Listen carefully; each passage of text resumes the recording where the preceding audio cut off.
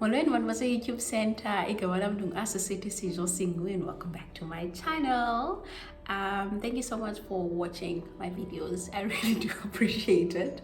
Thank you for sharing them with your friends and your families, and yeah, thank you for your comments and your likes. I do appreciate them. Oh, my hair. If you're wondering what's happening with this hair, hi guys, join the club. I had dreadlocks. This is not what I wanted to talk about, but I'm just gonna share in any case. So since 2010, I wanted to do dreadlocks, and all of my friends started their dreadlocks, and everyone was just continuing with growing their hair with their locks. And I kept saying I'm gonna start mine in June, in December, and then 10 years later, which was last year, I finally decided to work up the courage to start the commitment of locking my hair. So now I was made to pay 800 Rand, first of all. And I thought, okay, so this should be a good savers. I should be happy with the product, like the end result afterwards. Shinisana, a week later, so one is she started my dreadlocks, and then she added artificial locks on top so that I don't look like I remain looking cool, you know. So then the artificial lock would, every time I would like untie to moisturize my hair, it would just fall all over. Like it would be so annoying. So I complained, like, no, come back, maybe it needs a wash and whatnot. So I went back, she washed it, and she made me pay for the wash and everything else that she did. And other artificial locks were breaking. It was just a whole lot of it was messy. So I was just so unhappy. So then I decided, you know what, so I went and she washed and fixed the ones that were broken, and I came back, and then like on the same day, same thing started happening. So then I was like, I'm so over this, because now I was unhappy with my hair. I was unhappy with what it did, like the dirt it would cause. So then I'd keep my hair in a duke almost all the time, because the hair was really just falling all over and being in Loachos food. So then towards the end of March, I think it was literally a week or few days before lockdown, I decided, you know what, I'm cutting my hair. And cutting my hair for me personally is never a big decision. Like, it's just hair for me. I know that it will grow back, so I embrace natural hair and I embrace short hair. It could be because I went to a school where you're not allowed to have long hair. So anyway, so I decided to cut my hair. And you know what, I was so happy when after lockdown happened, because I was like, imagine if I had been in lockdown with hair that I was unhappy with, and I would have probably cut my hair myself with the scare, because I was just going to get so irritated and over it. But anyway, so that's the story with my hair. But that's not what I want to talk about today. So Umbali made me a cup of coffee.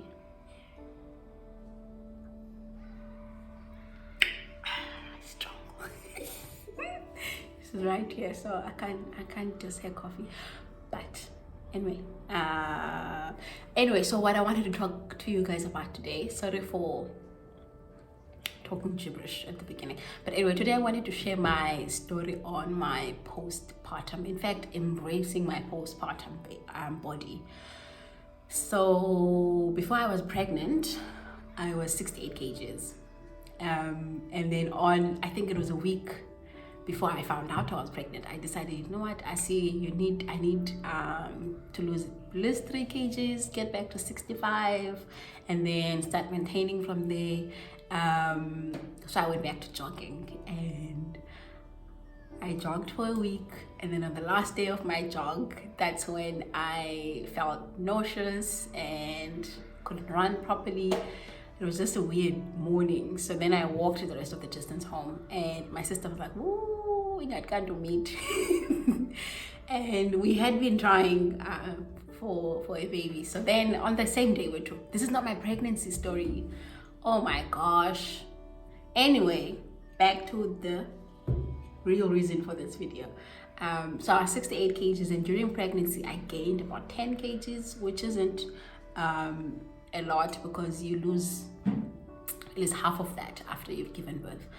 So that's what happened. I lost half of that after I gave birth. And then the first few weeks of my journey to motherhood, of postpartum, or the fourth trimester, for me were hard, because I think in as much as I was prepared to be a mom and prepared to have a baby, basically, there were curveballs along the way that were stuff that I didn't anticipate. And so just being a mom showed me flames, basically. And so I'm one of those people who, when they are stressed out, they emotionally eat. So that's what I did. I talk about this a little bit on my postpartum video, which I shot, I think 2 months ago, where I share that that's because of the flames I was seeing, because of the difficulty I was experiencing, and the emotional high and lows of being a mom, and doing it for the first time, basically. So then I reached out to food for comfort. And I think my husband also was trying his best, because sometimes I'm like, if he didn't buy me all the stuff that I requested, we would not be where we are right now. But shame, my husband was just trying his best to support me by giving me all that I wanted. So what happened is that I would ask him to buy me chocolate, cake, muffins. Muffins are my favorite, muffins and coffee. So, and the fact that I was breastfeeding, it didn't help the situation, because in those first few weeks, breastfeeding made me super hungry. So then I would have a meal in the middle of the night after I had started breastfeeding.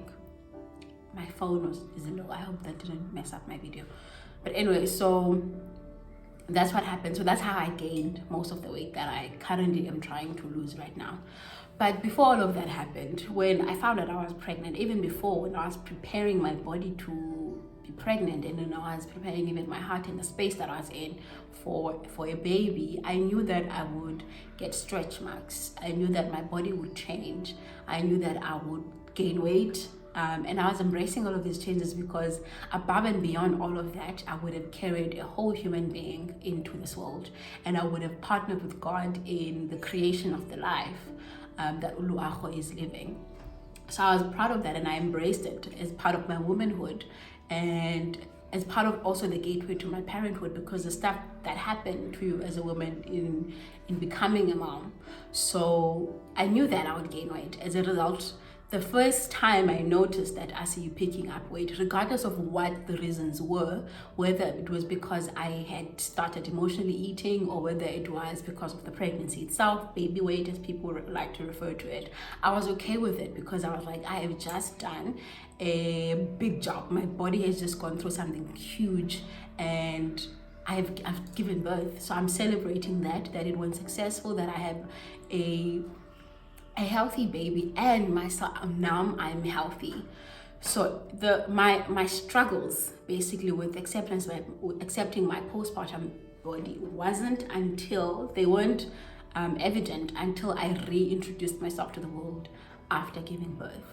So the remarks, the comments, and a part of me, I thought that specifically women would understand that this is what happens to your body as a woman after you've given birth. You gain a bit of weight. And so the last thing that any woman would want to hear, especially if you've walked the journey and you've walked the walk and you understand that, the last thing we want to hear as moms and as women in general is how much weight we've gained. And that was difficult to process, and it was difficult to navigate, because the very people that I thought would be supportive of how beautiful my body was, of how strong my body was, and of how capable I was as a mom and as a woman, they were the same people who were bringing me down. Oh my gosh, I see you've gained so much weight. I've never seen you this big. You are so fat. So then the feelings of doubt and the feelings of blame, like I started blaming myself, but as if you should have known better not to eat your feelings. You should have known better to choose well in your food choices. So yeah, it was a big struggle. So then I decided that I needed to start doing something for for my weight loss, but I didn't do it immediately because the motive behind it wasn't one that I was happy with. I didn't want to do it because I was tired of hearing the comments, and I wanted to meet up with the expectations of other people. So I waited until I got to a point where I was ready to work towards a fitness goal, a weight loss goal.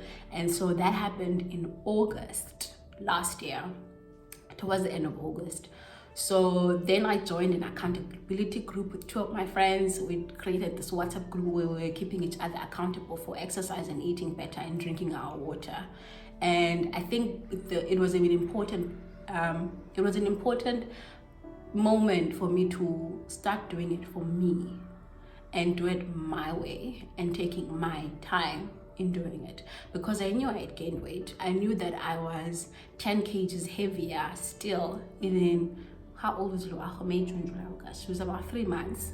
And Luacho and I were also ready for mom to be busy, to go out for a run and to sort of be strict in with what I ate and how I ate and how often I ate. And I also had sort of, I was able now to know how to breastfeed, how much I need to eat in order to keep producing milk. So all of those things I had figured out. So I wasn't going to be jeopardizing Luacho's diet for the sake of wanting to lose weight. So my reasons needed to be not selfish. So they needed to encompass and include and being considerate of the fact that I was now responsible for another human being.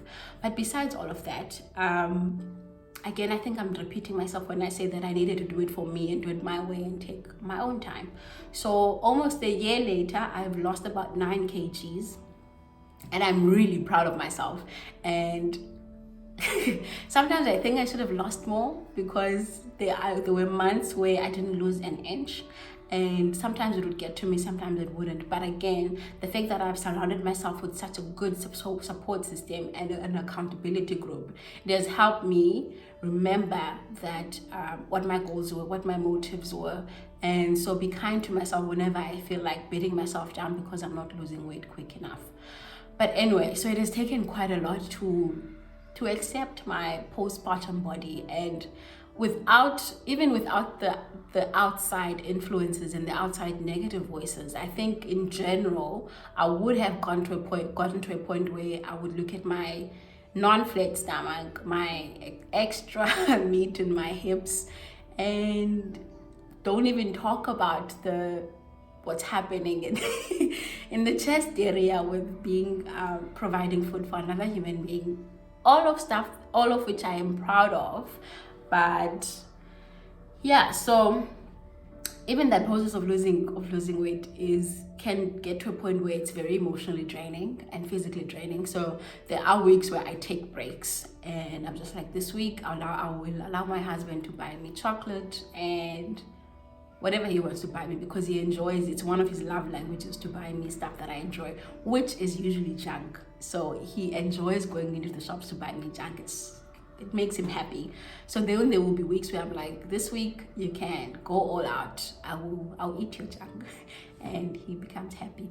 But all in all, the purpose of this video was just to show that it's important for us to have compassion. It's important for us to be kind to one another as women and empower each other. And I think also, more than anything else, it's important to remember that you don't need to share what you're thinking with everyone. That as people who have gained weight, as people who have given birth, we don't need to know what you think about our body. And honestly, it's unnecessary for you to even be sharing those thoughts, especially if they are not building. They're not there to build me up. They're not there to empower me. So, and I think it's time that people, especially women, give up on this ownership or this thought that I don't know how to say this, but there's a sense that we as women have towards each other, that I have a right to tell you that you have lost weight. And it's so unnecessary. What happens in my body and what is happening within my body is my business. And if really you're not going to be saying stuff that are empowering me, you should really reevaluate. Is it necessary? Is it going to build So let's root out for each other, you know. Let's speak words of empowerment. Let's speak words, kind words. Let's be compassionate towards each other's struggles, because you really do not know what a person is already going through. So your additional burden over them is just taking it to the extreme.